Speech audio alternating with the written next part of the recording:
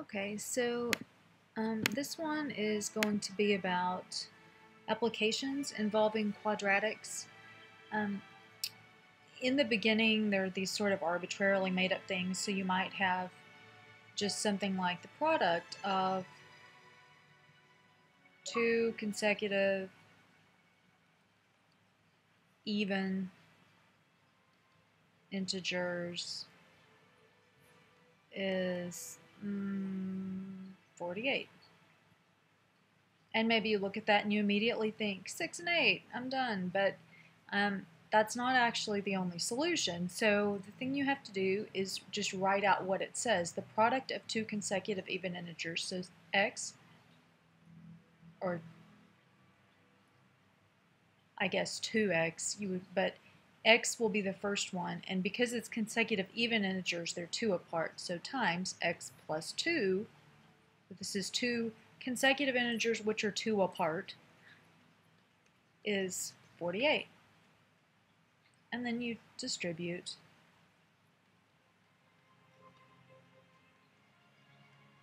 Move the 48.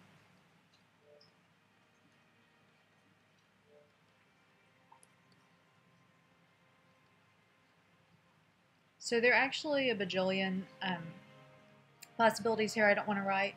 Got 1 and negative 48, negative 1, positive 48, 2, negative 24, negative 2, positive 24. 3, negative 16, negative 3, positive 16. 4, negative 12, negative 4, positive 12.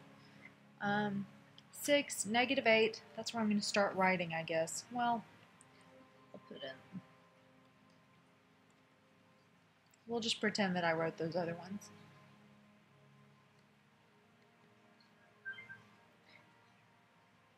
And then you say, okay, well, which one adds up to positive 2?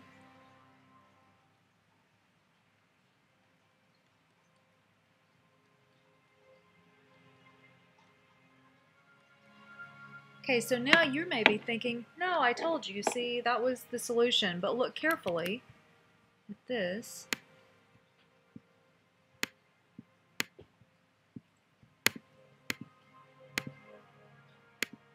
Because first of all, our two answers are x and x plus 2. What I have here is two solutions for what x is. X equals positive 6, that's the one you thought of right away. X equals negative 8. This is the solution. 2. And this is one of the values, or this is one of the values. These are not the two. So you have 6 and 6 plus 2, that's a solution. And you have negative 8 plus 2. That's a solution. So this one is 6 and 8, negative 8, negative 6. So you have two different possibilities there.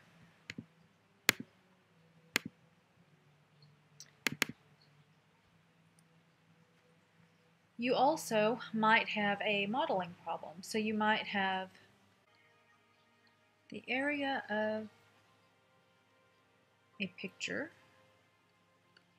is 80 square inches.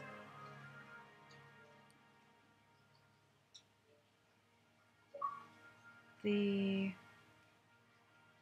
frame has dimensions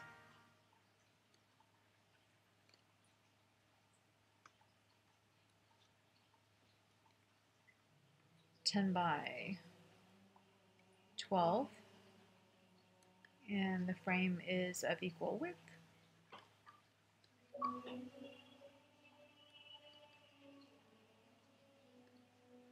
All around, what are the dimensions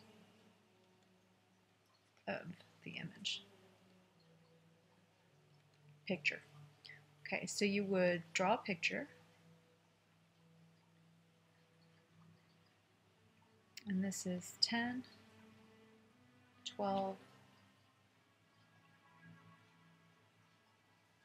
this in here is 80 square inches, and you would represent that width with your variable x. Hit the wrong button there.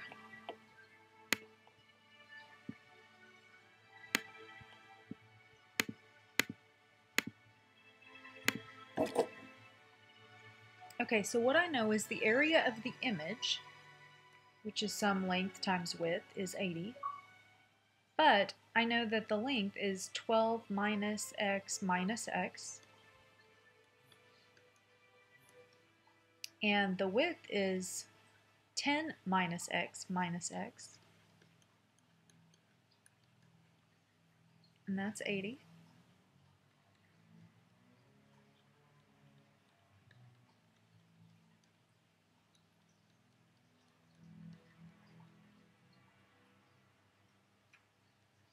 So I'm subtracting the 80 now.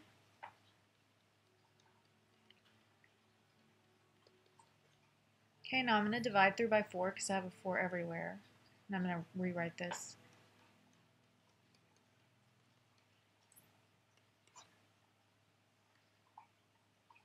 Because this is positive, they have to have the same sign, and since that's negative, I know they're both negative, so I only have 2 options. That one.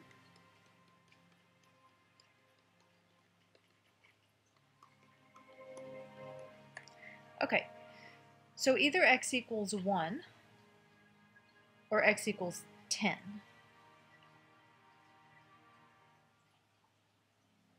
If x equals 10, then this entire thing, this entire side is just x. My sides need to be 12 minus 2x and 10 minus 2x. If I plug in 10, those both go negative. So it can't be 10. So it's got to be 1. Which means that the inside here is 8 by 10. So 10 minus 2x is 8. 12 minus 2x is 10. The picture was 8 by 10.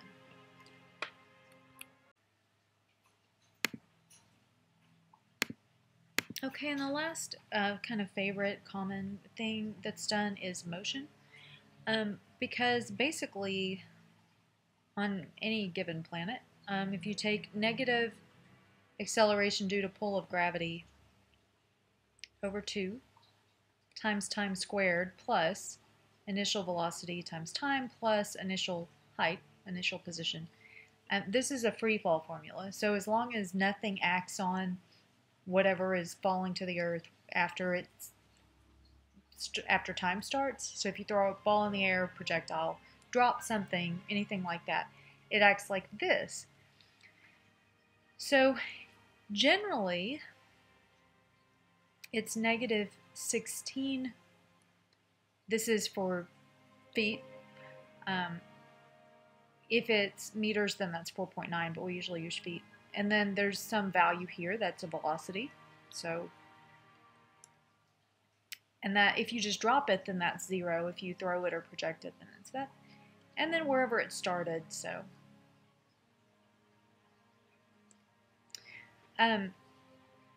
I did notice in the ones that I assigned you guys this little bit weirdness because they say that they threw it from a window, but they don't have a plus anything. Maybe it was just the distance it traveled. Typically, you see the height from the ground as the model. So let's suppose that this was what I had. Then if you asked for the initial height, it would be 5. If you asked for the time, oops, good grief. If you asked for the time when it hit the ground, that question, you set it equal to 0. Okay, so if you're asked the time when it hit the ground, you set it equal to 0. If you're asked for its max height, that happens at the vertex. See, that's negative, so it's an upside down. Because this has an initial positive velocity, that means it was thrown up from 5. So it acts like that and it hits the ground. So the vertex is the highest point. So the first thing you would do if you were looking for the max height, the highest it went, is you'd do the negative b over 2a. Then you'd plug this back in. So I don't know how quickly I can do this. It may make my video too long. Let's see.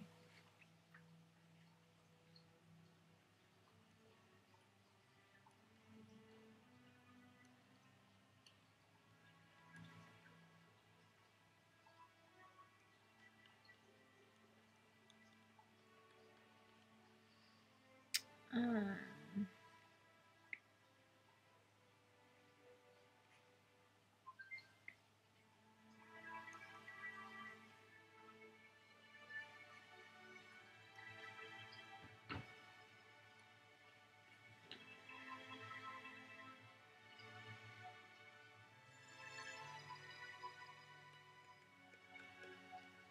so whatever that is, which is just slightly higher than 5 because we didn't have very much velocity to start with.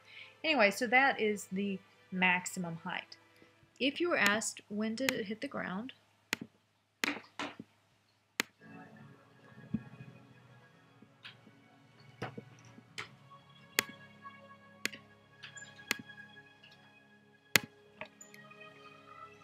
then you set this equal to 0. Oh, weird, I changed chalk color, oh well. So then x equals -5 plus or minus square root b squared minus 4 times a times c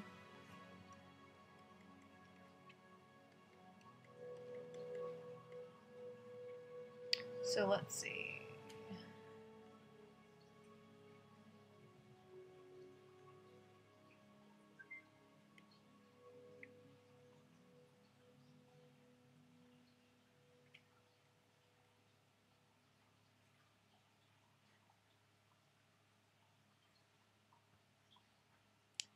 +25 plus 325.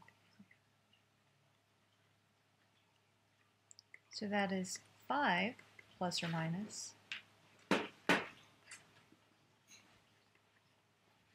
Okay, so if you do 5 minus this is way more than 5, so that's going to give you a negative number, which yields this 0 over here, the one that it was never there. So it's 5 plus this square root over 32. So whatever that ends up being is the time at which it hits the ground. They're obviously not going to ask you the height when it hits the ground because the height is 0. Or I guess I'm not going to ask you that. If you had left this negative, then what would have happened is you would have had -5 minus some stuff is negative over a negative. That would have turned out positive.